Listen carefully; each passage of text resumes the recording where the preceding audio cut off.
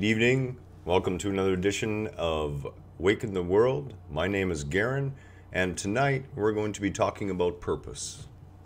What is our purpose? All sorts of purpose, actually. And all of it on purpose. So as usual, we host these Help Awaken events. It's an open 1-hour session. Anyone can come online, ask for help or advice on any subject they choose. I will do my best to convey what I have to offer to you, free of charge, just because I love you, just because you're part of me and I am part of you. We are all part of this magnificent whole. It's a lovely place to be, actually. So, a lot of people spend most of their lives struggling with trying to understand what their purpose is. And at the risk of cutting this video really short, and, depending on whether or not we have anyone come online tonight or not, will determine how long we will stay on. And of course, we will wait patiently, and things will grow in their own way, in their own time, as they always do. When we think about purpose, we often will spend our entire lives ruminating, trying to figure out what that possibly may be. And I really want to clear all of that up, because it's actually really, really simple. Your purpose is whatever you choose it to be in the moment you're in. It's that simple. You see, the overall purpose that we're here for is for experience. It's to realize conscious union with the divine. And that will occur. The beauty of becoming consciously aware of it is that you can become more conscious of the process and therefore accelerate the process and come to love the process and enjoy the process. It is all on purpose. That purpose is expressed through you in your egoic, energetic concept of yourself, through what we would say is that which you love to do the most, that which you find yourself at peace doing. That which you do where time disappears, where you could do it all day, every day, and never once feel like it was work. Whatever it is you do, whatever it is you love to do, whatever it is that grips you, holds you, whatever you have passion about, these are the manifestations of the experiences that our higher selves wishes for us to have, desires for us to have, in order to deliver our own gifts unto the whole and give that one-of-a-kind view of the Creator to the Creator.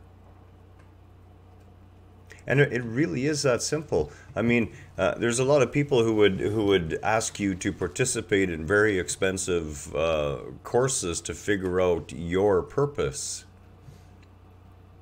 And egoically, your purpose is whatever your highest ambition is of yourself. The most, and when I say ambition, let's not get confused with, ambition for egoic items. We're not talking about that. What we're really talking about is our highest desire. And it's on my bucket list. I love clouds and I love the skyline. I love looking at the sky. I love watching the clouds. I love days where it's windy and the sky changes often. To me, it's just magic. And I want to learn how to paint clouds, and one day I will. And if I love it, then that becomes my purpose. My purpose will become painting clouds. You see, whatever we're doing is not the important thing, and we've talked about this before. The ego, that voice in our head, is not the doer. I'm sorry, but you can't even wash dishes. So you can't complain about washing dishes because it's not you washing the dishes. You know, most times you'll realize that your mind, your egoic sense of self, is somewhere far away from the chore. The chore is still being done. If you pay it attention, if you bring the ego back to the chore, then both the process of the universe doing the work through you, which is what's actually happening, it's the sea of consciousness, that's the doer, capital D.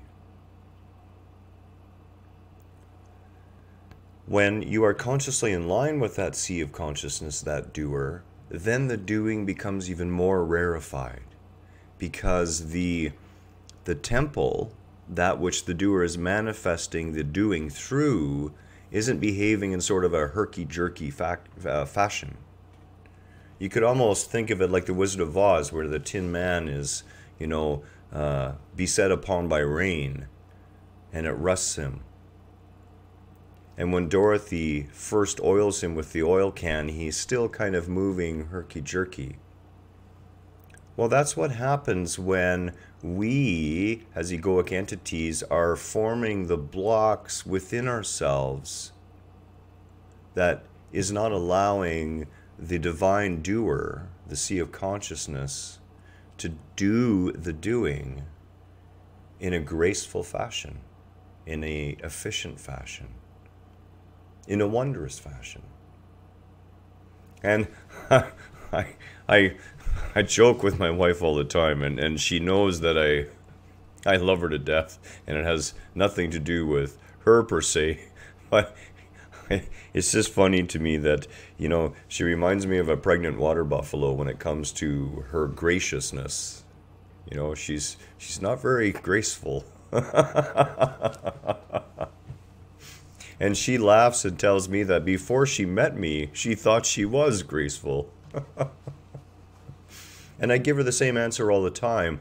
That lack of gracefulness comes from the mind's interference with the simple act of being. And what happens with the mind on almost any purpose we think, and now keep in mind what I'm saying here, any purpose that we think that we're up to,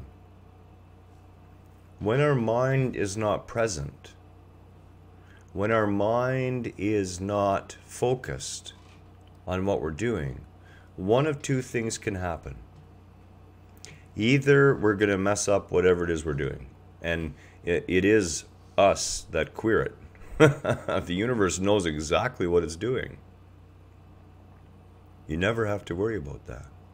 Or two, our ego will be somewhere else in such an innocuous way that allows what needs to be done to still be done. Now, if you paid close attention to what I just said, there's a miraculous little thing involved in there. And that is the realization that no matter what you are actually up to, no matter what you think you are doing, there are a lot of those things that you would consider dull and mundane that you can do one of two things with. One, you can absorb your conscious self, that egoic sense of self, totally in the task. Allow it to become the purpose of your entire being, whatever that purpose is at the time. Or, if circumstances allow, you can send your consciousness elsewhere and allow the naturally intelligent system of your body and the divine sea of consciousness to deal with the task at hand. Now, obviously this only works with the very innocuous sort of tasks that don't involve high voltage or a lot of pressure or fine circuitry and things like that. For that, you should really be fully present. And when you are intensely present, when you are fully in the moment, you will then begin to find things in your life that it's just easy to get there. You don't have to calm yourself, you don't have to relax yourself, you don't have to meditate. You can just engage yourself in this task and find yourself in a silent, serene state. And at the same time, feeling that joy rising within you as you love every minute of it. This is the gift of our purpose down here. Now, we can look around us, and my wife and I talked about this earlier today, and you can say, well, some people, it appears that their purpose is to get into the same job, and I know such a gentleman. 42 years a carpenter. Worked 23 years for the first company, and then another 19 years for the second company, almost 20. And that was one job, one purpose. Was that his purpose? He loved carpentry. But one of the things that happens is where we allow our purpose, what we love to do, to become overshadowed by all of the societal-based, Maya-based, illusion-based objects. So the first company went bankrupt in the 23rd year and left him with no pension at all. The second company did not go bankrupt, and after 19 years between 3 wives and 3 houses and 3 ruined relationships, this 60-some-odd-year-old man was sitting broken in a rooming house, drinking himself to death every day that he could get someone to bring him beer, sitting in front of the TV set. Where do we see purpose in those sort of things? Is that our purpose? Now, this is also hard to accept, but I can tell you personally from having fond memories of many, many existences, that indeed, in some lifetimes, we will suffer. But that suffering is perceived. That suffering is egoic suffering. And honestly, it's not true suffering. It's just our false sense of self that suffers. If there is anything ultimately that truly experiences the suffering, it is the creative sea of consciousness itself.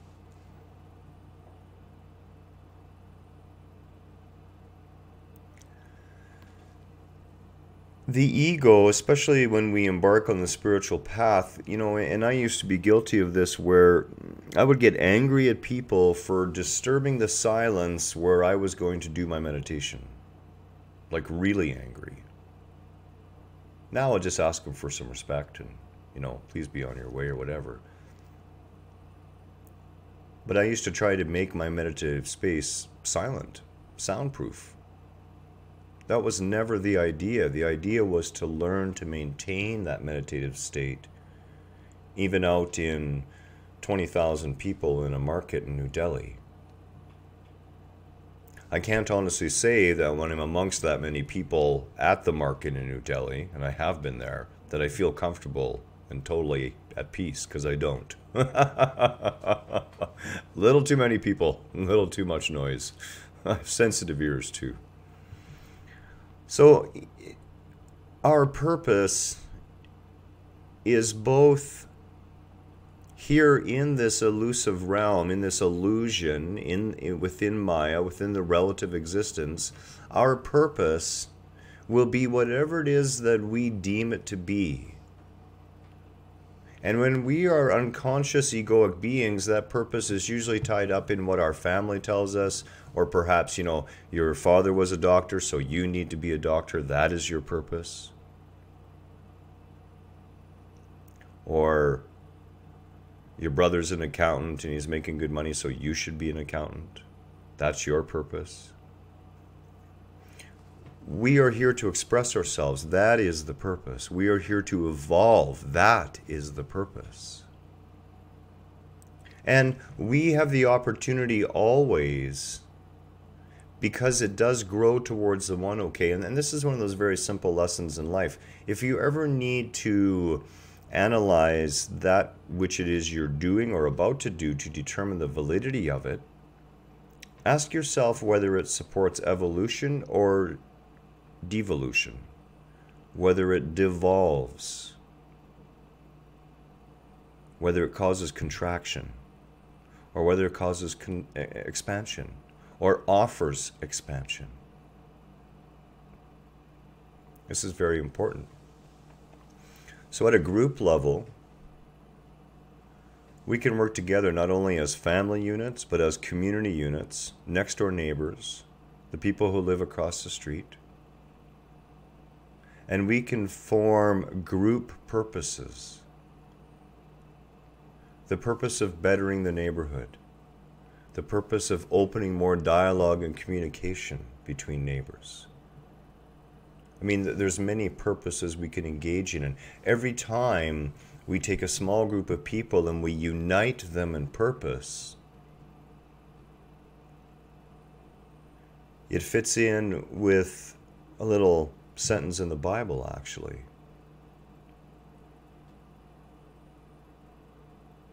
Wherever two or more of you are gathered in my name, I am there also. What did that really mean? What it really means is that whenever you gather a number of highly powerful spiritual beings having human experiences united in common, uplifting, evolutionary purpose, the effects are magnified tenfold.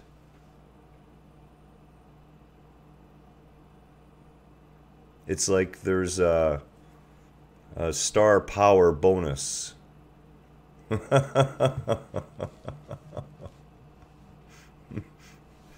And we all have access to this.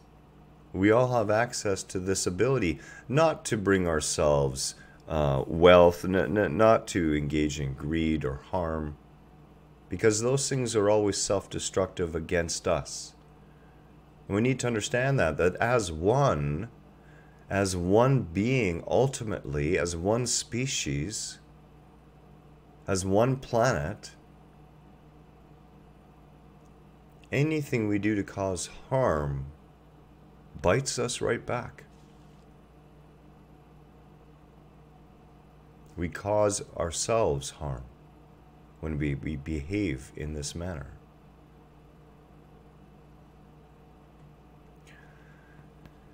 Humanity's purpose, of course, is a conglomeration, but yet the same as the so-called individuated member of the species.